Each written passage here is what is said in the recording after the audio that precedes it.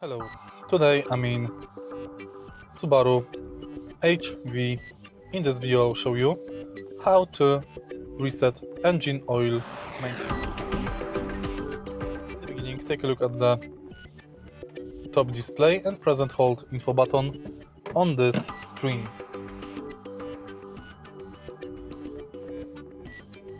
Now enter maintenance, engine oil and select update. You can also set notification date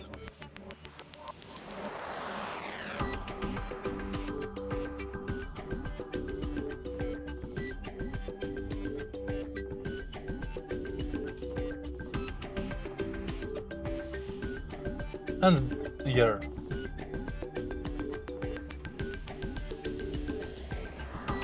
In the end, you can change distance.